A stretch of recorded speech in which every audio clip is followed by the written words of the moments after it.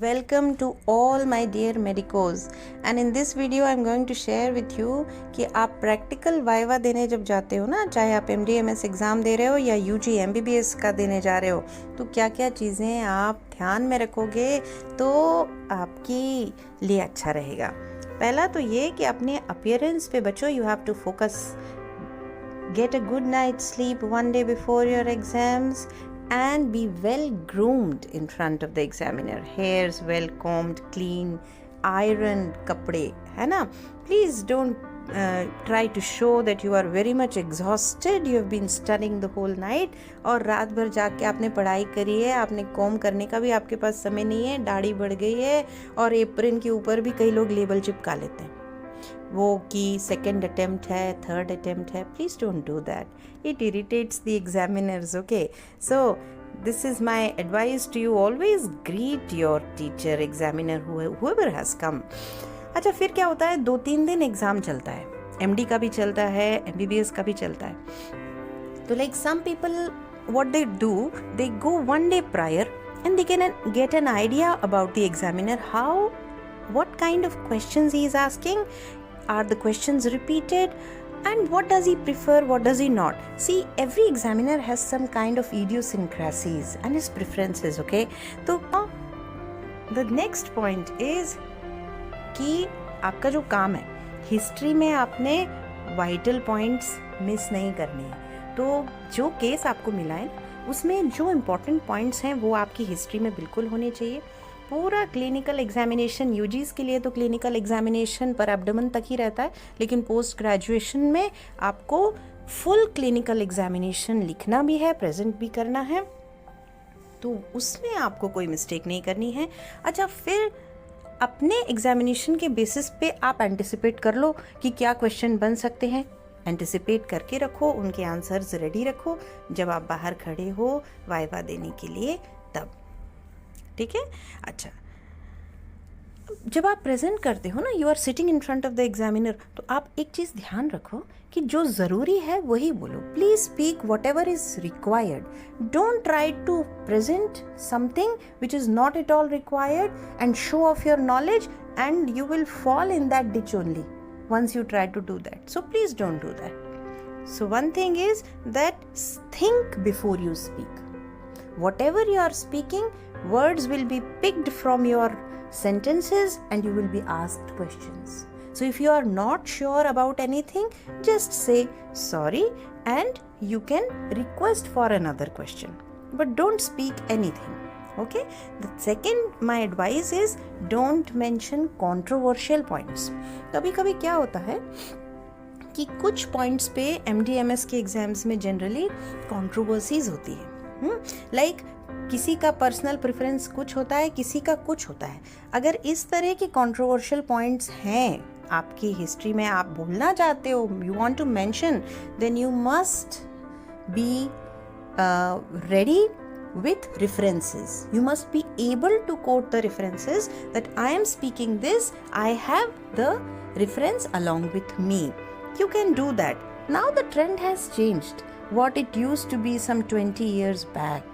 So now every practical viva, there is a video recording and you can, whatever you're speaking, if you have references, if you can quote references, then nobody can call you wrong.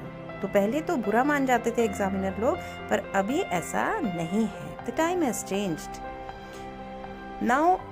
अब इस point पे मैं आपको ये बताना चाहूँगी, कभी कभी क्या होता है कि like somebody, tutor or anybody who has given you the case, one day prior you went there, you found कि okay, या even 2 hours prior you found out कि एक एंटीनेटल केस है एग्जामिनेशन रूम पे और उस पे ही वाइवा चल रहा है। Okay, now the lunch was there and after the lunch the examiner went to the OPD, got some another case and put it there in the examination room and now you were told कि वो तो breach था और यहाँ पर आपने examine किया था, तब भी आपको जो है वो केफेलिक लग रहा था, लेकिन आपको बताया गया था कि ब्रीच है तो आपने ब्रीच बोल दिया और वहीं पर आप फंस जाते हो। तो इसलिए जब आप क्लिनिकल एग्जामिनेशन करते हो तो rely on your own findings. Okay, so that is important.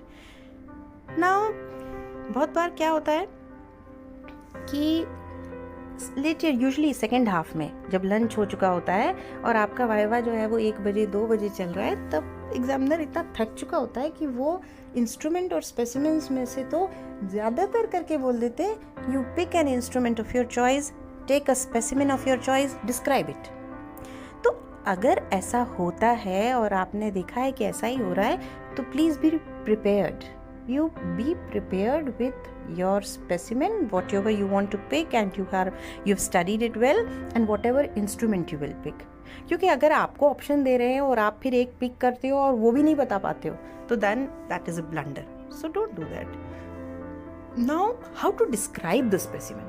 तो हमेशा जब भी स्पेसिमेन को डिस्क्राइब करते हो ना, तो सबसे पहले एनाटॉमिकल डिस्क्रिप्शन होता है कि ये मान लो कि एक ओवेरियन मास का स्पेसिमेन है, तो सबसे पहले तो आप ये बताओगे कि this is this kind of structure, ऐसा वैसा, and this is ovary, and then you will tell about the pathology कि this appears to be solid in consistency और cystic in consistency and this way. So the anatomy first and then the pathology. This is the way you got to describe the specimen, and then later on what type of solid. So then you must know the differential diagnosis also. So ये 3 points होते हैं specimen में. एक anatomy आपको पहले describe करनी है, फिर आपको pathology बतानी है, और फिर आपको differential diagnosis बतानी रहती है. अब इसमें क्या होता है कि आपसे एग्जामिनर पूछ रहा है yes or no. Now you are sitting there giving a blank expression, you don't know the answer probably, or you want to present yourselves very smartly and you're saying probably. So perhaps, now this is not the way to answer. This is very irritating. Please don't do that. If you are being asked specific answer, say either yes or no or sorry, but you should not be like in between. Vague answer नहीं देना चाहिए बिल्कुल, ठीक है. Now promptly correct your mistake if it happens. अगर आपसे गलती हो जाती है, बोलने में गलती हो जाती है, उसी समय आप जो है वो अपनी गलती मान लो और आप जो है अपनी मिस्टेक को करेक्ट कर लो, वो ज़्यादा ठीक है, बजाय कि आप कहानी गढ़ते चले जाओ एक के ऊपर एक, और वो कॉम्प्लिकेट कर देगी चीज़ों को. Suppose you're being asked a question which you're not very sure about, or which you don't have any idea because you have not gone through that topic, then don't sit blankly watching the fan and watching the other objects in the room, or sitting like giving a blank expression. Please don't do that. You can say, sorry sir, I have not, can you please change the topic? You can request, and that is better. If you are being like asked something and you are answering also, and then you are being like asked whether you are sure or not, if you are sure, speak that yes, I am sure, it is this only. So show your conviction. You have to be firm in whatever you are thinking, है ना. तो ये बहुत ज़रूरी चीज़ होती है. और जब आप जाते हैं, आपका वाइवा ख़त्म हो जाता है, आप थैंक यू बोलो स्माइल के साथ में और फिर लीव करो. I hope these tips will help you in giving your PG examination. All the best guys.